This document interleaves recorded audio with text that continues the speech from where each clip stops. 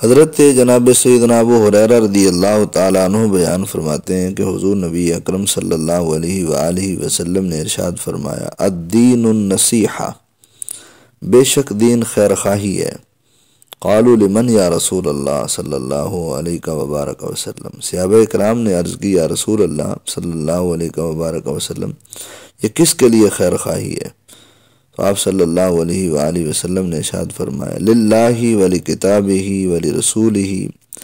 ولائمۃ المسلمین وعامتہم، بے شک دین اللہ تعالیٰ کے لیے، اللہ تعالیٰ کی کتاب کے لیے، اللہ تعالیٰ کے رسول صلی اللہ علیہ وآلہ وسلم کے لیے، مسلمانوں کے اماموں کے لیے اور عام مسلمانوں کے لیے خیر خواہی ہے۔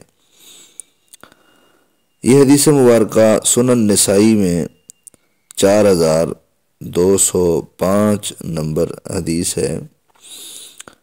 اس حدیث مبارکہ کی شرح میں امام محی الدین یحییٰ بن شرف نووی رحمۃ اللہ تعالیٰ علیہ فرماتے ہیں کہ اللہ تعالیٰ کے لیے خیر خواہی سے مراد اللہ تعالیٰ پر ایمان لانا اور اللہ تعالیٰ کے شرک سے بچنا، یعنی کسی چیز کو، کسی شے کو اللہ تعالیٰ کا شریک نہ ٹھہرانا اور اس کی اطاعت کرنا وغیرہ ہے۔ اور اللہ تعالیٰ کی کتاب کی خیر خواہی سے مراد اس بات پر ایمان لانا کہ یہ اللہ تعالیٰ کی طرف سے نازل کردہ کتاب ہے اور یہ مخلوق کے کلام کے مشابہ بالکل نہیں۔ اور اللہ کے رسول کی خیر خواہی سے مراد حضور نبی اکرم صلی اللہ علیہ وآلہ وسلم کی رسالت کی تصدیق کرنا اور ان کے لائے ہوئے احکام پر صدق دل سے ایمان لانا اور ان کی پیروی اور اطاعت کرنا ہے۔ اور مسلمانوں کے اماموں کے لیے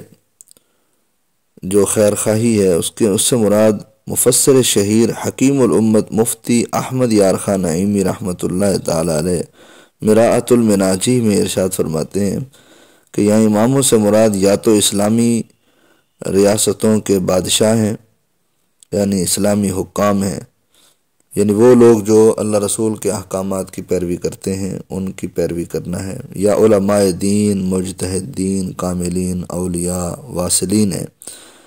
یعنی ان کی نصیحت یہ ہے کہ ان کے ہر جائز حکم کی بقدر طاقت تعمیل کرنا۔ اور اس کے بعد ہے کہ عام مسلمانوں کے ساتھ خیر خواہی کرنا، تو اس سے مراد یہ ہے کہ مسلمانوں کی بقدر طاقت ان کی خدمت کرنا، ان سے دینی اور دنیاوی مصیبتیں دور کرنا اور ان سے محبت کرنا، اور ان میں علم دین پھیلانا اور انہیں نیکی کی رغبت دلانا، اور جو چیز اپنے لیے پسند نہیں کرتا وہ ان کے لیے بھی پسند نہ کرے۔